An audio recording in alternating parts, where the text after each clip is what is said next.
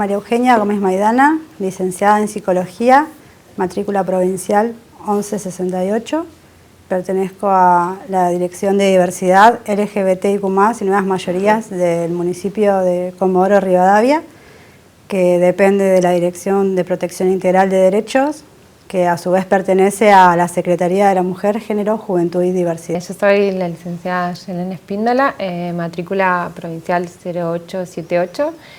Pertenezco a la Secretaría de Salud, a la Dirección de Salud Comunitaria de la Municipalidad, y las dos somos representantes del Colegio de Psicólogos de la provincia. Hoy estamos acá como referentes de la Subcomisión de Comunicación Responsable y Difusión de la Mesa Intersectorial para el abordaje de la temática del suicidio de Comodoro Rivadavia y Radatili. Para comenzar con el conversatorio de primeros auxilios psicológicos, queremos compartirles qué es una mesa intersectorial para aquellas personas que no conocen. Las mesas intersectoriales son estrategias de participación comunitaria en donde distintos actores sociales se reúnen para dar respuestas a necesidades de las demandas de la sociedad. En esta mesa, ¿quiénes somos? Somos una red de instituciones de los 3 niveles estatales, desde el municipio, provincia, nación, empresas privadas, organizaciones civiles, personas voluntarias, que nos reunimos para trabajar en la promoción, prevención y posvención de la temática. Lo que hacemos es generar instancias de capacitación a la comunidad, como hoy en este encuentro. Nos reunimos en comisiones de trabajo, trabajamos con adolescencias en las escuelas, trabajamos con referentes comunitarios y personas adultas en los barrios, en los clubes, en las vecinales, en las iglesias y en otras instituciones. Y trabajamos la comunicación responsable con los medios de comunicación y con todas las personas, porque entendemos que la comunicación es un derecho y todas las personas nos comunicamos. A su vez, brindamos talleres de sensibilización y también transversalmente a las comisiones de trabajo de la mesa hay un comité de análisis por mortalidad. Bueno, ese es el trabajo que se viene realizando. Este es el 4º año sostenido. Y bueno, y en el marco de hoy vamos a trabajar en el taller de primeros auxilios psicológicos. Por ahí comentar que es una temática con esto de la intersectorialidad que es multicausal, entonces se aborda así en red. Por eso son más de 140 instituciones o voluntarias que participan, porque se trabaja sobre el lazo social. La capacitación de hoy es primeros auxilios psicológicos. La idea es brindarle a la comunidad, a toda la persona que tenga como interés en conocer un poco más qué es la respuesta humana de apoyo de una persona a otra persona que recientemente estuvo viviendo alguna crisis o una situación muy estresante. Nosotros definimos por crisis esto, un momento, un tiempo como corto donde se acumulan estas situaciones que generan un desborde, ¿sí? O emocional o físico. Es un estado temporal de desorganización, la crisis como definición general. En otros países, como en China, se traduce por 2 cosas. Primero, una situación peligrosa, una parte del vocablo, y la otra como una oportunidad de cambio. En esto tomamos esto, que es una situación puntual donde aparece una oportunidad de cambio también, y trabajamos desde ahí. Las crisis pueden ser nombradas en evolutivas, en parte de los procesos vitales de cada persona que atraviesa, como parte del crecimiento, o disruptivas o circunstanciales, como fue la pandemia. Acá queremos traernos por ahí un poco del contexto, que las crisis se dan en una situación particular, en un contexto particular. Y bueno, una referencia global es la pandemia, que todo el mundo vivió una situación de crisis que duró un tiempo, por ahí más prolongado que otras, pero que duró un tiempo. Y que de ahí también trajo consecuencias para las nuevas modalidades de vivir o de vida. En esta parte introductoria sobre los primeros auxilios psicológicos nos interesa visibilizar por qué desde la mesa queremos generar este aporte a la comunidad, el trabajo que realizamos desde las instituciones que conformamos los equipos de trabajo tiene que ver con que todas las personas podemos ayudar a prevenir y a salvar vidas, y estando en red nos podemos ayudar. Entonces, poder trabajar sobre los primeros auxilios psicológicos tiene que ver con esto, con que no hace falta ser especialista para poder brindar una primera escucha. Esto que hoy vamos a compartirles es algo que está estandarizado a nivel internacional. El material que vamos a compartir es de la OMS, de la Organización Mundial de la Salud, un documento que es una guía para trabajadores de campo. Entonces, la idea es que mientras más personas tengamos herramientas e información útil, podemos ayudar. Como mencionaba Aye, a personas que se encuentran en un momento de crisis emocional. Sí, por ahí esto de que sí hay un espacio de esto de trabajo donde uno va a tener más herramientas para decir, bueno, cómo ayudar, porque por ahí las personas dicen, bueno, no estoy capacitado, y por ahí no es esto, no necesitas ser un profesional para estar capacitado, pero sí haciendo estas capacitaciones cortas o participando de ciertas como capacitaciones que se dan en la ciudad o a nivel virtual, uno puede ir tomando como cierto como ganas de decir, bueno, esto lo puedo hacer, porque no deja de ser una conversación y utiliza todas las cuestiones que usamos todos los días, como la palabra, la escucha. Entonces es muy accesible, no es que uno tiene que tener más herramientas que esas.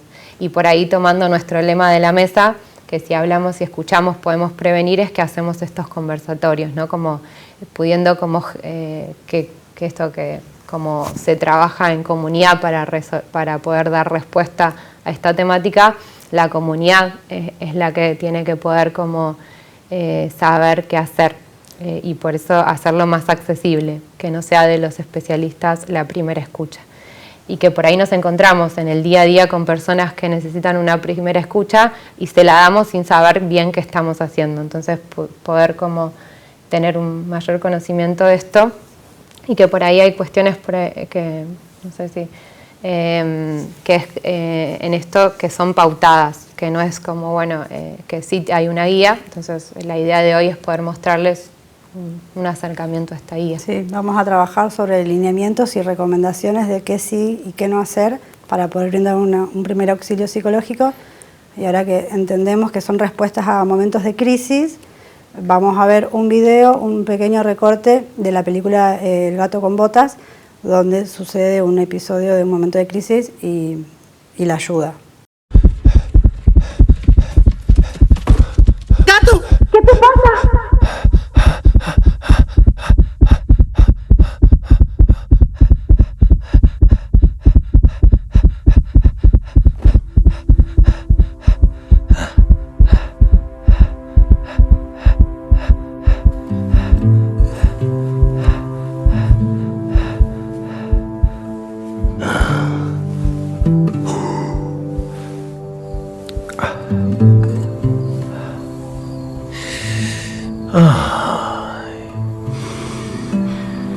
Gracias, perrito. ¿Qué es lo que te pasa, gato? Estoy viviendo mi última vida y tengo miedo. Bueno, está bien tener miedo. No. En el recorte del video del gato con botas que pudimos observar, podemos ver cómo el perrito, el amigo del gato, puede brindarle apoyo psicosocial al gato sin ser un especialista. Lo que se observa ahí es como la respuesta humana de apoyo, en donde el perro, a través de la empatía, que es algo que todas las personas debemos ejercitar para poder brindar primeros auxilios psicológicos, puede ponerse en el lugar del gato sin prejuicios, con una mirada libre de prejuicios, en donde se antepone él y prioriza la situación en la que se encuentra el gato con botas, y muestra disponibilidad, le da tiempo, respeta el silencio, le transmite calma, que eso es muy importante.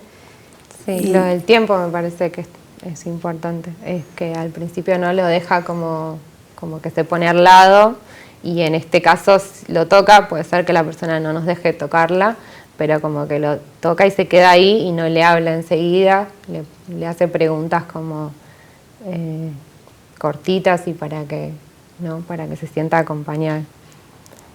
Y pueda resolver la situación, ¿no? Puede empezar a hablar en gato como tal.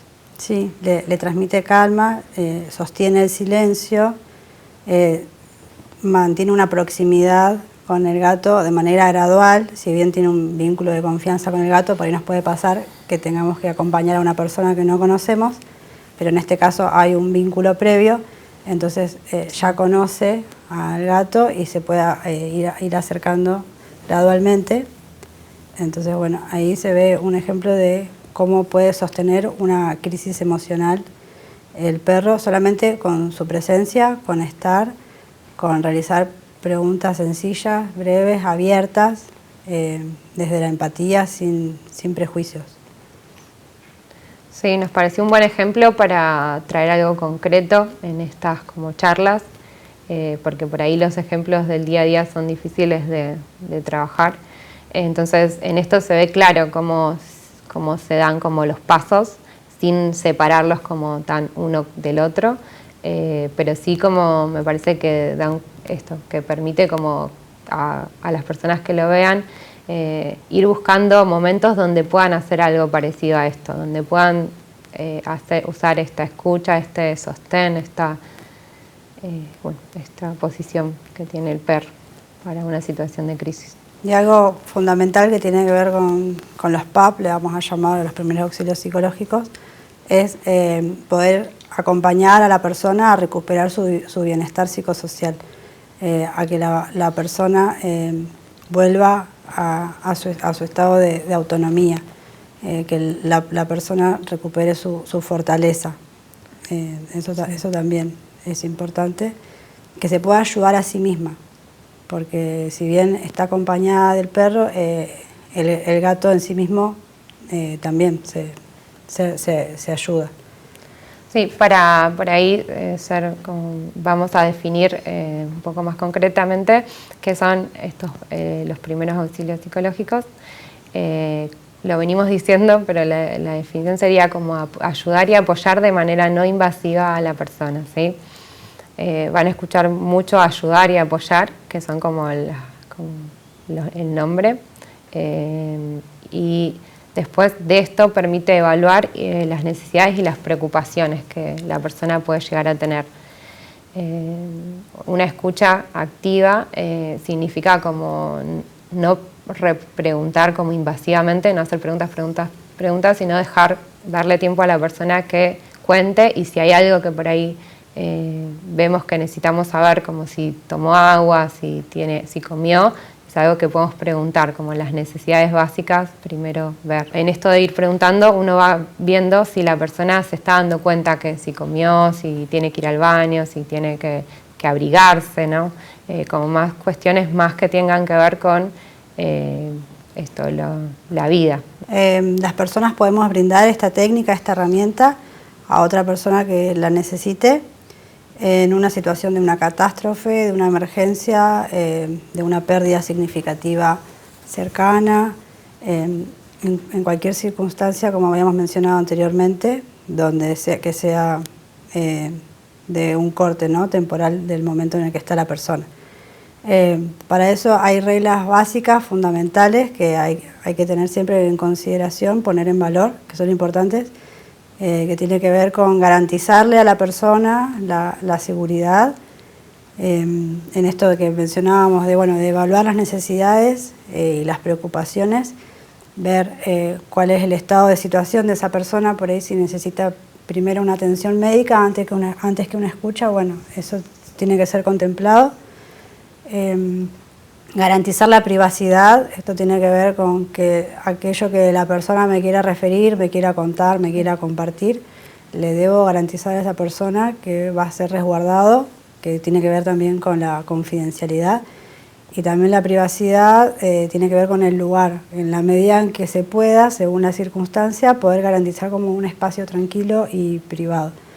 Y algo fundamental también tiene que ver con, bueno, con garantizar los derechos humanos, siempre el respeto por los derechos humanos, que ya sea, bueno, si tengo que estar con niñeces, adolescencias, bueno, preservar también su autonomía, el género, la cultura, siempre como respetar también las pautas culturales, todo eso tiene que ver con, bueno, con los derechos humanos. Sí, por ahí según la persona en ese momento, según el estado de la crisis que tenga, puede hablar más o menos, si es una persona que está pudiendo tener una conversación más tranquila, poder decirle cómo, presentarnos, darnos nuestro nombre y preguntarle cómo querés que te llamemos también. Muchas veces somos de instituciones, entonces nos decimos las instituciones, y si no lo somos, no. Por ahí sí esto de que si no puede hablar o no nos puede contar qué le pasó, que no presionemos, que podemos darle el tiempo mientras evaluemos que la situación está controlada. No hace falta que nos cuente todo en un principio. Esto, y dejar como por ahí sí marcado que esto no es lo mismo que una atención terapéutica, que por eso decimos que lo puede hacer cualquier persona perteneciente a una comunidad que haya recibido la capacitación, porque no necesita ser profesional para realizarla. O sea, que no es un asesoramiento, no es una consulta psicológica, no es una intervención más específica como en crisis, que si es necesario se deriva. ¿No? Algo importante de los primeros auxilios psicológicos para las personas que lo brindamos tiene que ver con entender que somos un enlace, que como menciona Aye, es una intervención que se realiza en un momento concreto, empieza y termina en ese momento. La persona que brinda esa escucha no tiene que resolver la situación completa de esa persona en la que se encuentra, sino que le sirve de enlace para otros dispositivos, o sea, hay que conocer como el alcance que tiene cada persona para acompañar a alguien y para escuchar a alguien.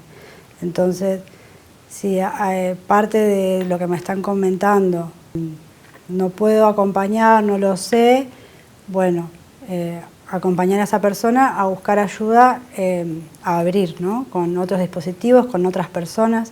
También es importante entender que no todas las personas que atraviesan una crisis van a necesitar primeros auxilios psicológicos. Hay personas que lo van a necesitar en ese momento inmediato, hay personas que lo pueden necesitar a las 2 semanas de haber atravesado una crisis, a los 2 meses, o hay personas que no lo necesiten. Entonces eso también tiene que ver con los lineamientos, con respetar a cada persona con lo que quiera contar, cuándo lo quiera contar, cómo lo quiera contar. Por ahí me puedo acercar a alguien a querer brindarle apoyo, ayuda, y esa persona no quiera contármelo a mí, bueno, le puedo preguntar, bueno, ¿quién más puede ayudarte? Y ayudarle a esa persona a buscar a alguien de referencia con quien sí sienta la confidencialidad, la privacidad y demás para tener ese momento. También, siempre mencionando esto, que no hace falta ser especialista, no hace falta estar certificado para poder brindarlo, porque es algo como de la humanidad. Tenemos que considerar siempre principios básicos que tienen que ver con observar, con escuchar y con conectar. Entonces, cuando hablamos de observar, tiene que ver con esto que mencionábamos, de evaluar la situación de la persona en la que está, si está para recibir en ese momento o no, si necesito buscar más ayuda además de la escucha. Y en la escucha, ahí podemos pasar como a las recomendaciones de qué manera escuchar. Lo venimos como diciendo, sin nombrarlo así.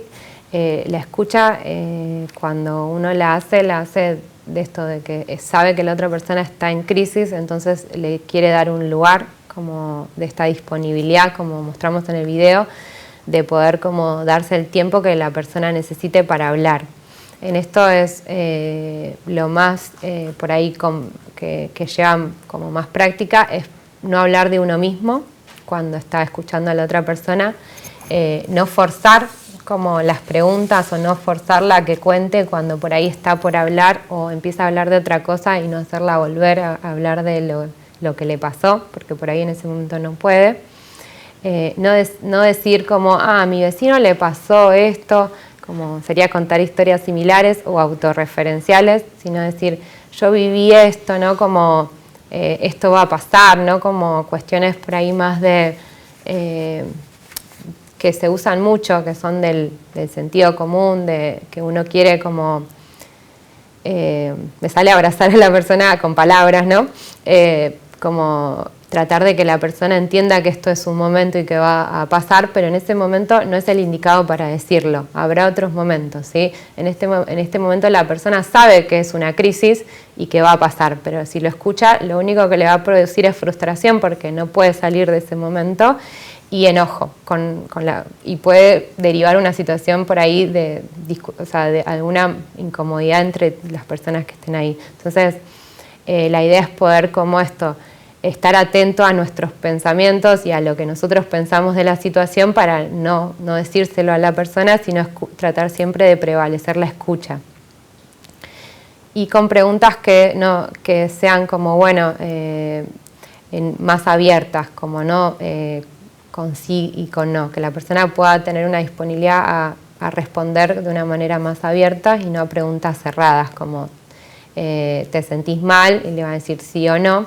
En cambio, cómo te estás sintiendo va a permitir que la persona pueda decir cómo se está sintiendo, que puede ser bien o mal o otra opción. Es importante al momento de poder brindar la primera escucha, tener paciencia y calma, porque una persona que está atravesando un momento complejo, por ahí le lleve tiempo de encontrar las palabras adecuadas para expresar aquello que está sintiendo. Entonces, cada persona que brinda esta técnica tiene que poder transmitir desde lo gestual y desde la palabra, el tono, el ritmo de voz, paciencia y calma a esa persona a la que se le está ayudando. Eso. Y también poder hacerle entender a esa persona que está siendo comprendida con lo que me está diciendo.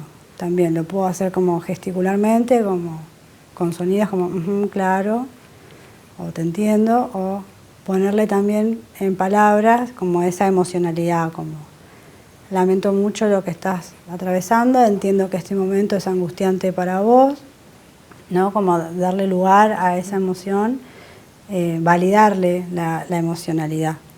Eso también ayuda a aliviar y a que la persona recupere su bienestar. Siempre hay que brindar información de manera sencilla, clara, simple, evitar el uso del lenguaje técnico para que sea más ameno, más próximo, más cercano. Y por ahí, si uno no sabe, o sea, no tiene la respuesta a lo que la pregunta o a lo que está diciendo la persona o a una pregunta que le haga, decirle que no sabe, o sea, no intentar solucionar cosas que uno no sabe cómo son los procesos o qué es lo que va a pasar. No es que la va a dejar sin respuesta a la persona, sino que le va a decir, no lo sé, podemos averiguar con algún referente, ¿no? Siempre como veníamos diciendo al principio, esto es en red, entonces uno es un eslabón más de un montón de otras personas que pueden dar respuesta o que están en otros lugares que tienen más acceso a ciertas cuestiones. Entonces, lo más importante es esta honestidad, no de honestidad brutal ni de decir cualquier cosa, sino sin filtro, sino de poder decir, mira, esto yo no lo sé, no trabajo no sé, por si le preguntan algo a una institución o no sé, cualquier cosa, hasta si le preguntan si va a ser más frío, bueno, no lo sabemos. Miramos el pronóstico, eso sería como lo más fácil de resolver. Pero bueno, es como, bueno, no lo sé, es como algo que asusta mucho decir que uno no tiene las respuestas. Las personas piensan que no están capacitadas porque no saben cómo hacer y y en realidad es como, bueno, muchas respuestas no las tenemos porque es en situación.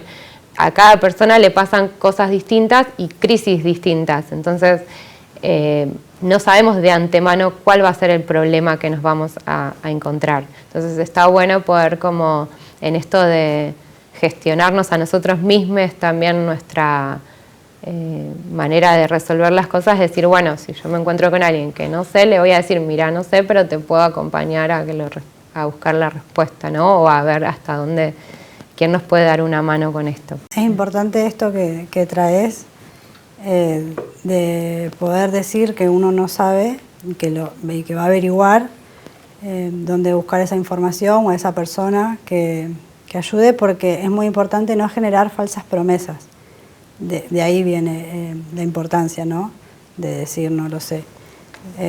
No generar falsas expectativas en la persona en que vamos a resolver la situación. Somos personas y tenemos cierto alcance de nuestro día a día, entonces por ahí la podremos acompañar hasta un centro de salud, hasta un lugar donde sepamos que van a poder hacer las llamadas, por ahí sea como, o acompañarla a llamar a algún familiar o referente, como decía Euge al principio, ¿no? De ver qué persona, si no puedes hablar conmigo, con qué persona te puedo referenciar.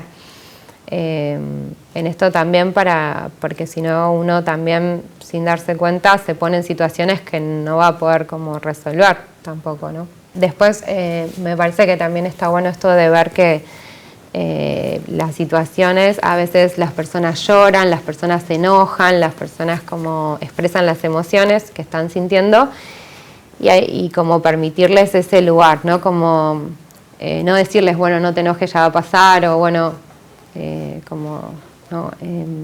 En ese momento no, por ahí después uno puede como tener otro tipo de conversación, pero en ese momento hay que dejarlo que se exprese, tratar de ver que no se lastime si es que está enojado y por ahí tiene más movimientos o no sé, o camina, que esto que decía por ahí Euge al principio, de buscar un lugar resguardado también para el cuidado del cuerpo, porque en una situación de crisis por ahí tendemos a movernos y nada, necesitamos un lugar cuidado. Sí, también es importante, bueno, así como estamos comentando qué recomendaciones o lineamientos se tienen que llevar a cabo en la práctica para poder brindar un primer auxilio psicológico a alguien, también es importante trabajar sobre el autocuidado de la persona que lo está brindando. Porque bueno, conlleva una gran responsabilidad acompañar a una persona en una situación de crisis emocional. Entonces es importante el cuidar la propia salud y el propio bienestar. Entonces en esto que mencionamos, como bueno, evaluar el entorno, que no haya peligro, más allá del peligro para la persona, también el peligro para uno mismo, de estar a salvo. Entonces bueno, en esto también que mencionábamos de, bueno, conocer cuáles son mis alcances, mis limitaciones, tanto en la tarea o como persona, ¿no? Para no exponerme, para no desgastarme, bueno, para no quemarse se dice, ¿no? Como el burnout. Entonces, bueno, saber para lo que uno está, para qué sí y para qué no. Hay situaciones con las que puedo lidiar, que puedo escuchar, que puedo acompañar, y hay situaciones que me interpelan, que atraviesan mi vida personal, que no puedo, o en un momento particular de mi vida no puedo acompañar y tal vez en otro sí.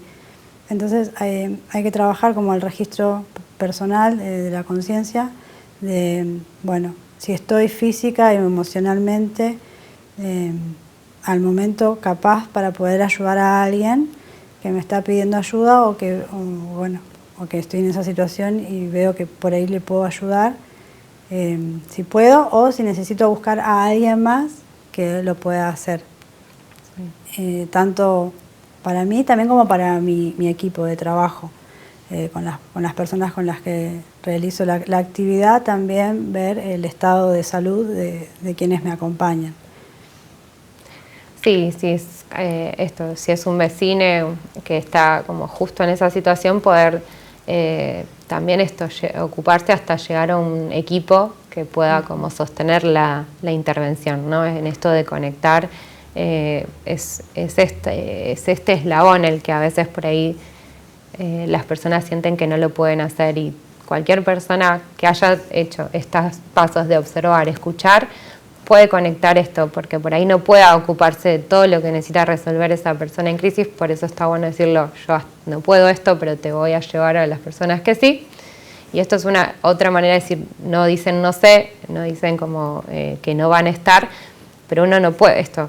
Hay lugares que hay que por ahí acompañar y después pueden como dar otras respuestas que una persona sin ese acompañamiento no puede o se cansaría, ¿no? Esto que decía mi compañera de quemarnos, como la idea no es quemarnos, no es que todos vayamos a hacer cosas que no podemos hacer, sino de cuidarnos entre todos y poder decir, bueno, yo ¿no?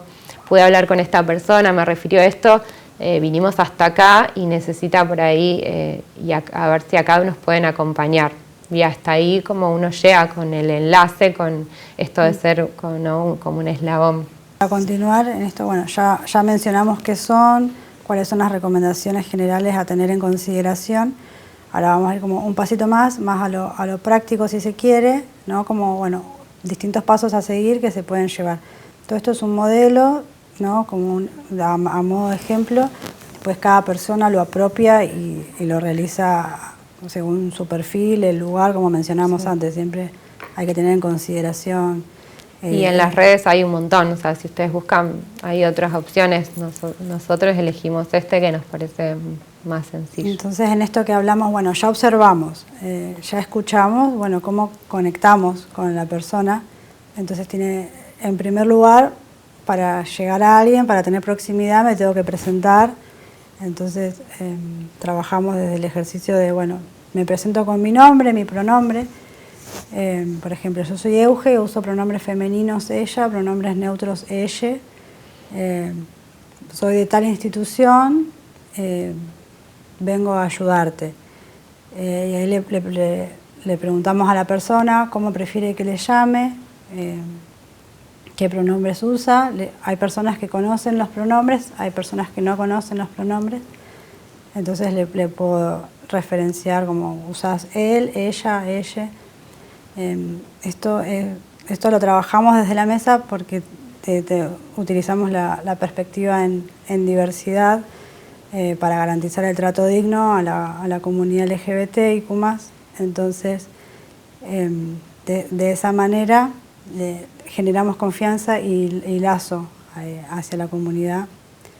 Entonces, bueno, siempre trabajamos con utilizar los pronombres. Eso es como un primer paso para el acercamiento. Que bueno, esto ayuda a generar vínculo con la persona. El nombre de la persona que se presenta primero, y decir, bueno, ¿qué necesitas? O vengo a ayudarte. Abre otra manera de presentación, que es ir primero a decir quién sos o cómo te llamás, sin antes presentarnos nosotros, ¿sí? Otro paso es validar y conectar con las emociones de la persona que está sintiendo y que estamos tratando de ayudar. ¿Sí? En esto de, bueno, entiendo que estés triste o entiendo que estés nervioso. Lo que yo les decía como hace un rato, bueno, si la persona se enoja es como, bueno, entiendo que estés enojada, vamos a hablar, a tratar de bajar el tono de voz, o vamos a sentarnos o a tomar un vaso de agua para ver que poder como acompañar a la persona que pueda hablarnos en un tono que es más tranquilo.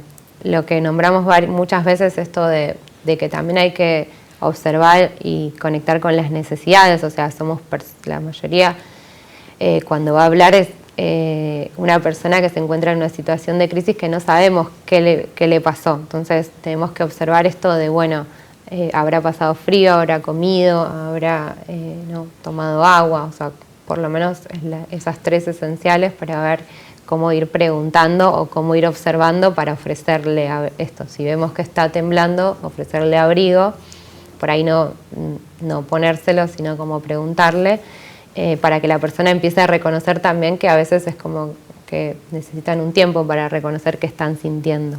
Es importante cuando hablamos de conectar y validar, esto que mencionábamos, bueno, conecto con la emoción de la persona, le valido su emocionalidad, como bueno, entiendo que en este momento la estés pasando mal, que no encuentres una solución al problema que estás teniendo, pero eso no quita o no habilita, digamos, a que le valide la conducta.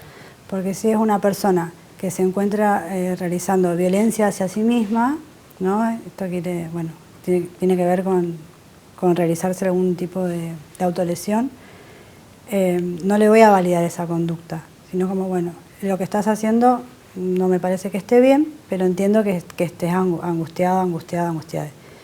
Entonces eso también es importante que uno lo pueda poder poner en palabras y poder también transmitirle a esa persona que, bueno, que de manera conjunta vamos a pensar de qué manera solucionarlo. Darle a entender que nosotros sabemos que uno llega a estas situaciones de no tener otra opción, de no querer vivir más o de lastimarse, y que es una causa social, parte de la comunidad. Entonces, que no fue una decisión sola, ¿no? Entonces, como en esto que decía, no validamos la conducta, pero sí entendemos que no depende esto, que somos muchas personas las que podemos acompañar para que esto no pase, ¿no? Entonces, no estás sola ahí. Esto tiene que ver con algo importante, que por eso es que transmitimos este mensaje y este conversatorio a la comunidad en general, que tiene que ver como mencionamos al principio, la problemática al ser multicausal, esto quiere decir a estar determinada por factores sociales, culturales, biológicos, psicológicos, fisiológicos, políticos, económicos y todo el contexto que le querramos sumar, es una problemática de salud pública. Y es una temática que emerge en el tejido social. Entonces, en la medida que la comunidad tenga la disposición para poder ayudar a otra persona, es el mismo del tejido social el que puede dar respuesta a esta problemática. Sí, cuando hablamos de tejido social, porque claro, recién pensaba que decimos multicausal y no sé si es como también como muy difícil de explicar a veces, ¿no? Está buenísimo lo que dijiste de nombrar como muchas causas y pueden ser un montón más. Y el tejido social es como esto, en el barrio, entre el kiosquero, el que vende diarios, las personas que viven ahí, todos estos factores que dijo mi compañera hacen un agujero, no rompen lazos. Entonces ahí como uno dice, bueno, sí, ¿qué hace la crisis económica? Y bueno, la crisis económica nos afecta a todas y a todos, entonces nos hace sentir como esto, no llegar a fin de mes nos pone presión. O sea, hay un montón de cuestiones, no solo emocionales, sino concretas del día a día. No podemos comer, ¿no? Entonces, me parece que en esto es como, bueno, hay momentos donde las crisis nos hacen sentir que no podemos, y como si fuéramos nosotros soles que no podemos, y somos un montón de personas, si nos ponemos a hablar en el barrio, que no pueden con eso, ¿sí? Y que juntas esas personas pueden llegar a una solución más amable y no quedarse con esto de que, bueno, esta fue la única salida que encontré, ¿no? Porque eso es una responsabilidad de toda la comunidad. Cuando las personas no encuentran otra salida que no vivir más, es una responsabilidad de todas y todos. Y en esto es como no validamos, también decimos esto siempre, de que es una responsabilidad porque es parte de cómo vivimos juntos. Y a veces eso no tiene que ver con lo que hagamos solamente nosotros en el día a día, sino con estas cuestiones que son más que no dependen de nosotros, como la economía, el clima, ¿no? Hemos tenido cuestiones de mucha lluvia, ¿no? Entonces, de desastres naturales, como que hay un montón de cuestiones que no dependen siempre de las personas, y otras que sí. Esto que comentaba ayer respecto de los factores y las causas que aumentan las probabilidades de que una persona tome la decisión de quitarse la vida, también es importante mencionarlo y pensarlo, porque una persona que atraviesa una crisis emocional siente culpa, siente vergüenza de socializarlo, de comentarlo, de pedir ayuda. Entonces, también contar con esta herramienta tiene que ver con eso. No solamente con ayudar a alguien, sino con también poder ayudarnos a nosotros mismos, en el sentido de que, bueno, si estoy atravesando una situación compleja, bueno, buscar la ayuda adecuada. Bueno, hasta el momento estos serían como los lineamientos y recomendaciones básicos para que todas las personas podamos brindar una primera escucha en la comunidad.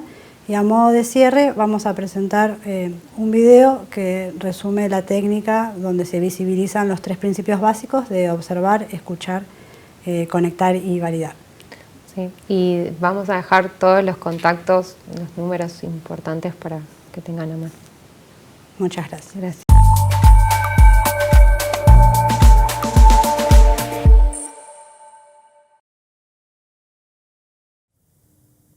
Era miércoles.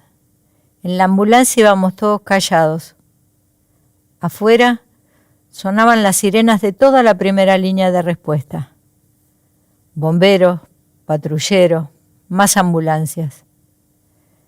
Al llegar a la estación de trenes de 11, nos encontramos con miles de personas, muchas gritando, corriendo desorientadas, buscando a sus seres queridos.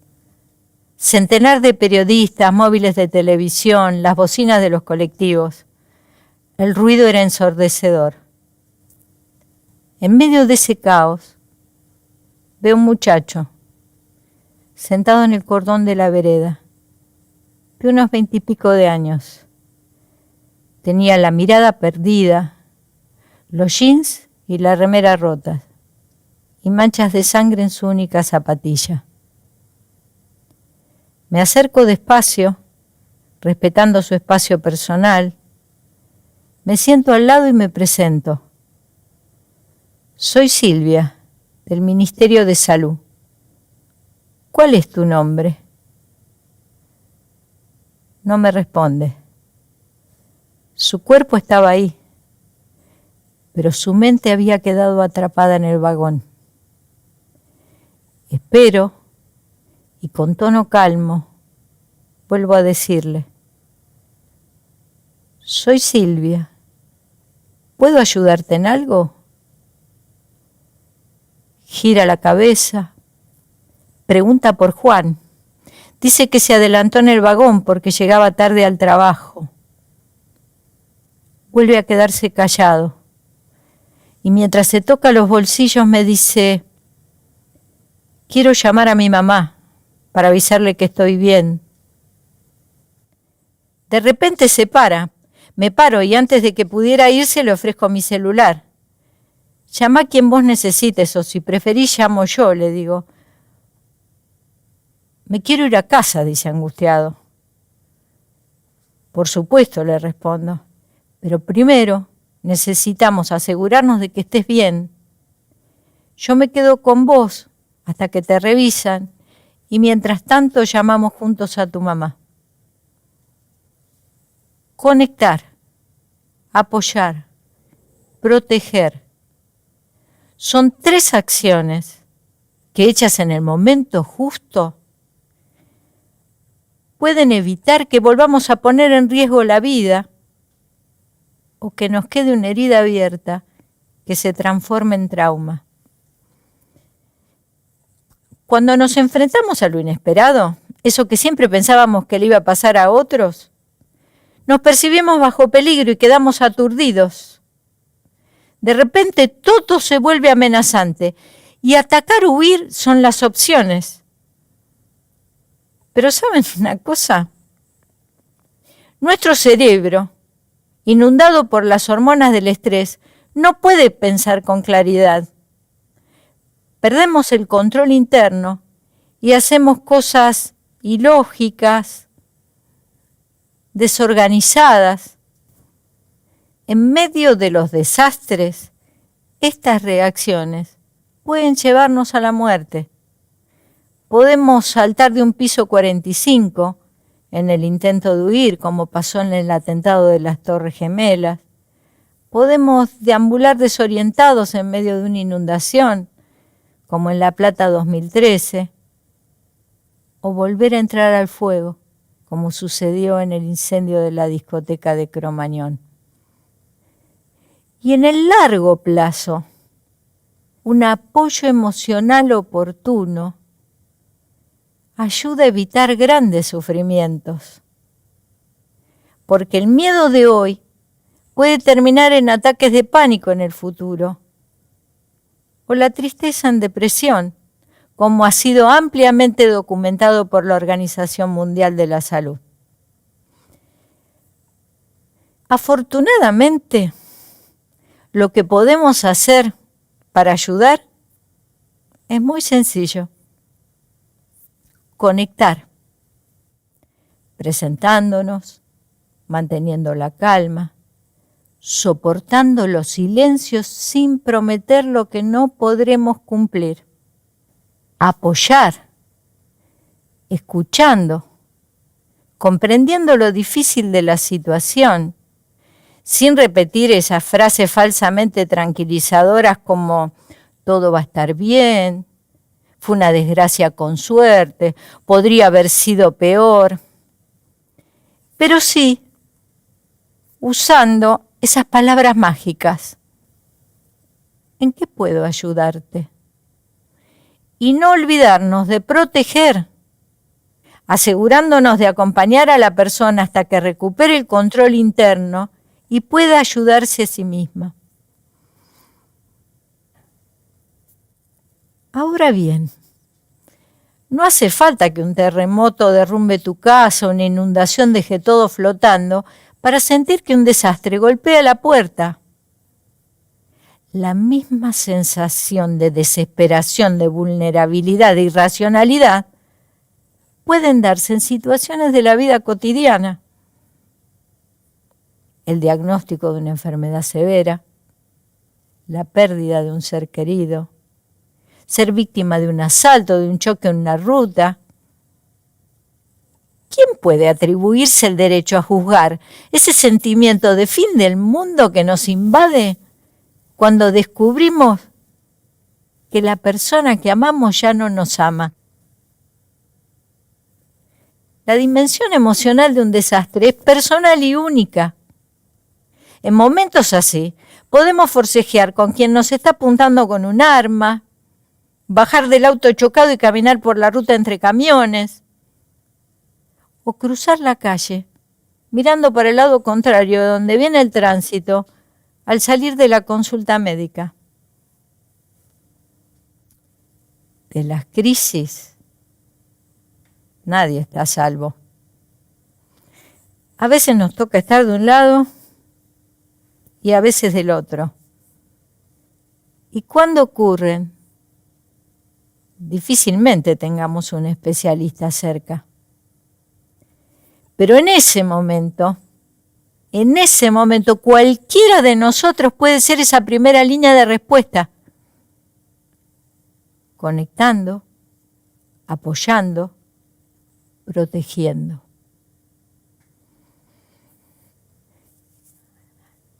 No hace mucho recibí en la madrugada una llamada telefónica de mi hija diciendo que estaba en la guardia del hospital.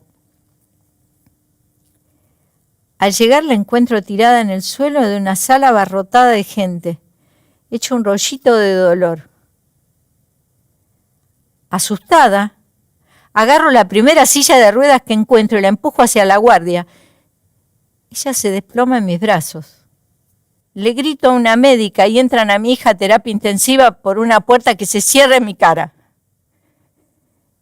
Espero en ese pasillo, finito, oscuro, 5, 10, 15 minutos, no sé, yo siento que son horas.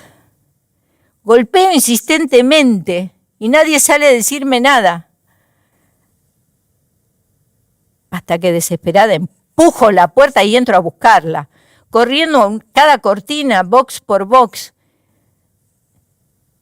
En eso alguien se me acerca. Me habla suave y se presenta. Me dice que es una médica residente. Me pregunta qué necesito y me escucha atenta sin interrumpirme. me dice que va a quedarse con mi hija hasta que la lleven a quirófano y que me va a tener al tanto. Todavía hoy, mi hija y yo le agradecemos a aquella médica residente, a Victoria, me acuerdo su nombre, su comprensión, su presencia y sus palabras. Conectar, apoyar, proteger, pueden hacer de verdad una diferencia en el mundo.